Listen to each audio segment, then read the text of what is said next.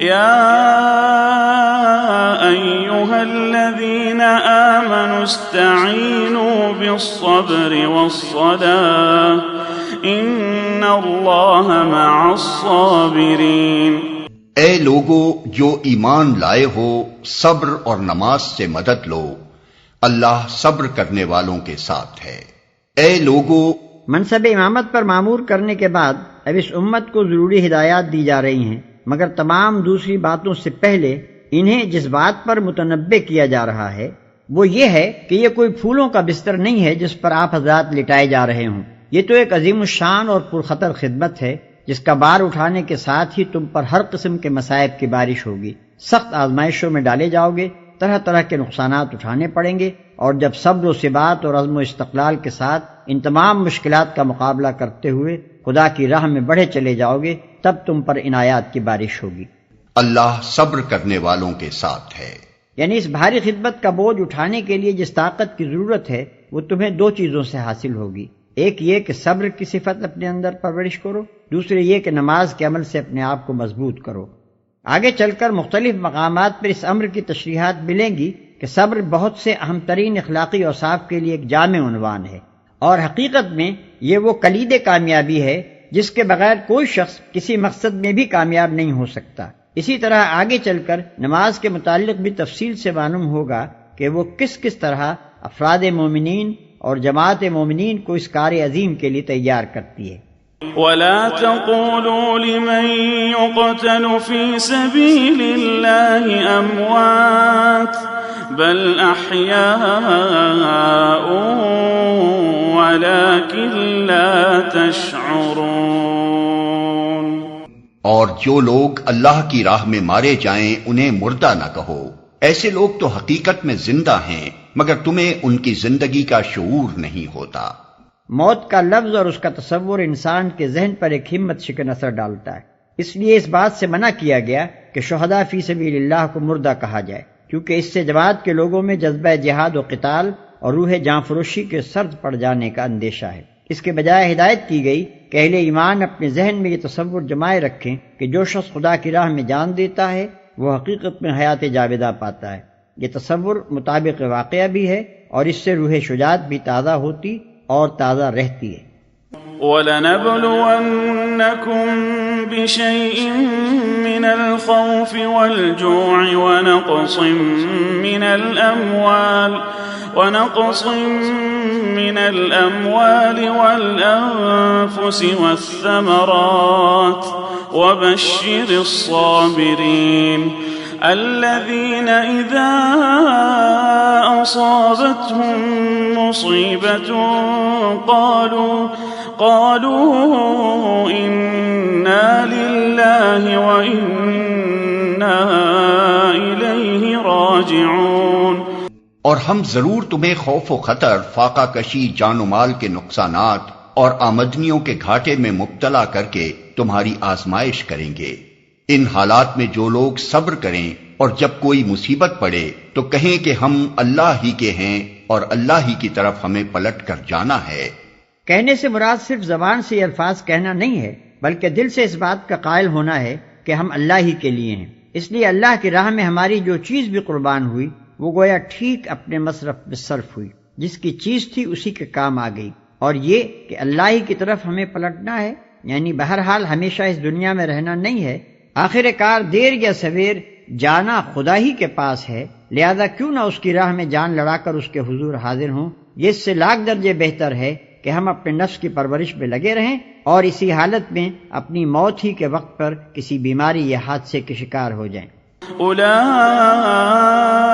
عليهم صلوات من ربهم ورحمة وأولئك هم المهتدون۔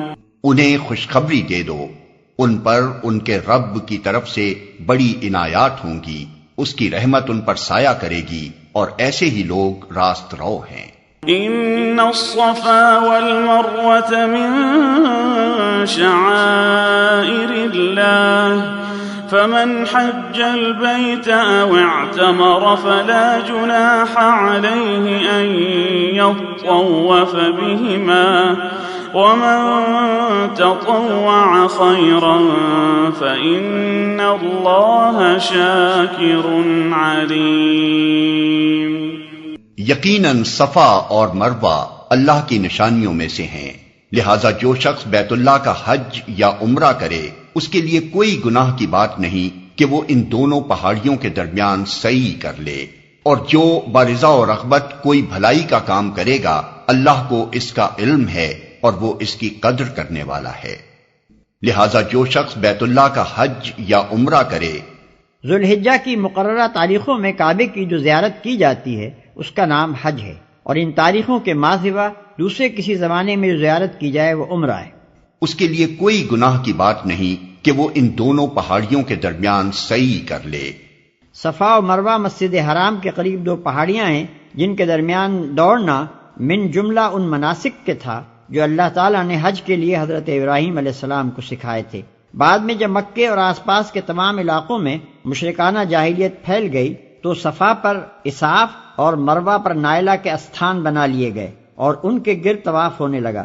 پھر جب نبی صلی اللہ علیہ وسلم کے ذریعے سے اسلام کی روشنی اہل عرب تک پہنچی تو مسلمانوں کے دلوں میں یہ سوال کھٹکنے لگا کہ آیا صفا و مروہ کی سعی حج کے اصلی مناسک میں سے ہے یا محض زمانہ شرک کی ایجاد ہے، اور یہ کہ اس سعی سے کہیں ہم ایک مشرکانہ فعل کے مرتکب تو نہیں ہو جائیں گے. نیز حضرت عائشہ رضی اللہ عنہا کی روایت سے معلوم ہوتا ہے کہ اہل مدینہ کے دلوں میں پہلے ہی سے سعی بین الصفا والمروہ کے بارے میں کراہت موجود تھی، کیونکہ وہ منات کے معتقد تھے اور اصاف و نائلہ کو نہیں مانتے تھے. انہی وجوہ سے ضروری ہوا کہ مسجد حرام کو قبلہ مقرر کرنے کے موقع پر ان غلط فہمیوں کو دور کر دیا جائے جو صفا اور مروہ کے بارے میں پائی جاتی تھیں، اور لوگوں کو بتا دیا جائے کہ ان دونوں مقامات کے درمیان سعی کرنا حج کے اصلی مناسک میں سے ہے، اور یہ کہ ان مقامات کا تقدس خدا کی جانب سے ہے نہ کہ اہل جاہلیت کی من گھڑت. اور جو برضا و رغبت کوئی بھلائی کا کام کرے گا، یعنی بہتر تو یہ ہے کہ یہ کام دلی رغبت کے ساتھ کرو، ورنہ حکم بجا لانے کے لیے تو کرنا ہی ہوگا.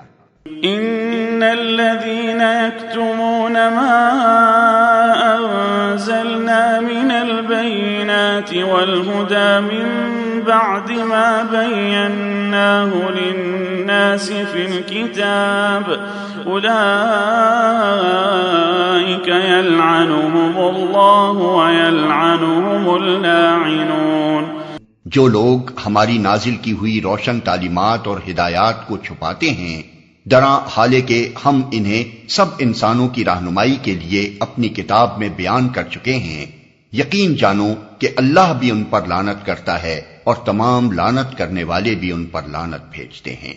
علماء یہود کا سب سے بڑا قصور یہ تھا کہ انہوں نے کتاب اللہ کے علم کی اشاعت کرنے کے بجائے اس کو ربیوں اور مذہبی پیشہ وروں کے ایک محدود طبقے میں مقید کر رکھا تھا، اور عامہ خلائق تو درکنار خود یہودی عوام تک کو اس کی ہوا نہ لگنے دیتے تھے.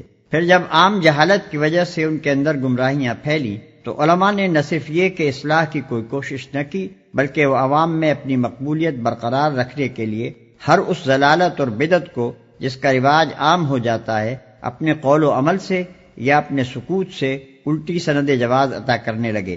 اسی سے بچنے کی تاکید مسلمانوں کو کی جا رہی ہے. دنیا کی ہدایت کا کام جس امت کے سپرد کیا جائے اس کا فرض یہ ہے کہ اس ہدایت کو زیادہ سے زیادہ پھیلائے، نہ یہ کہ بخیل کے مال کی طرح اسے چھپا رکھے. إلا الذين تابوا وأصلحوا وبينوا فأولئك أتوب عليهم وأنا التواب الرحيم. البتہ جو اس روش سے باز آ جائیں اور اپنے طرز عمل کی اصلاح کر لیں اور جو کچھ چھپاتے تھے اسے بیان کرنے لگیں، ان کو میں معاف کر دوں گا، اور میں بڑا درگزر کرنے والا اور رحم کرنے والا ہوں. ان الذين كفروا وماتوا وهم كفار اولئك عليهم لعنة الله والملائكة والناس اجمعين. جن لوگوں نے کفر کا رویہ اختیار کیا اور کفر کی حالت ہی میں جان دی، ان پر اللہ اور فرشتوں اور تمام انسانوں کی لعنت ہے. جن لوگوں نے کفر کا رویہ اختیار کیا اور کفر کی حالت ہی میں جان دی.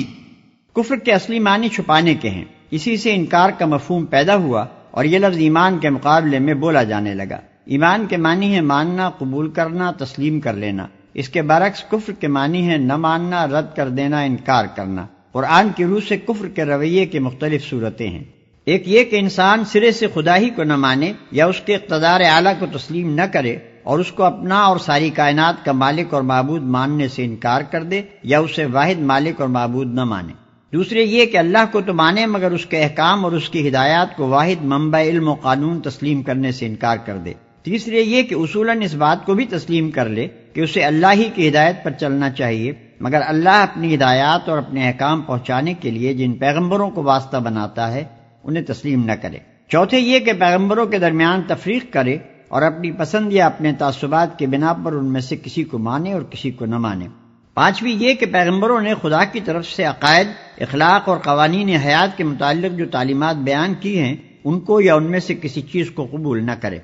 چھٹے یہ کہ نظریے کے طور پر تو ان سب چیزوں کو مان لے مگر عملاً احکام الہی کی دانستہ نافرمانی کرے اور اس نافرمانی پر اصرار کرتا رہے اور دنیاوی زندگی میں اپنے رویے کے بنا اطاعت پر نہیں بلکہ نافرمانی ہی پر رکھے۔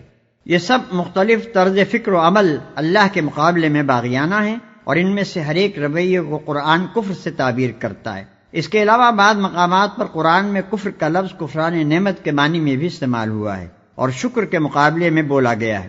شکر کے معنی یہ ہے کہ نعمت جس نے دی ہے انسان اس کا احسان مند ہو، اس کے احسان کی قدر کرے، اس کی دی ہوئی نعمت کو اسی کی رضا کے مطابق استعمال کرے اور اس کا دل اپنے محسن کے لیے وفاداری کے جذبے سے لبریز ہو۔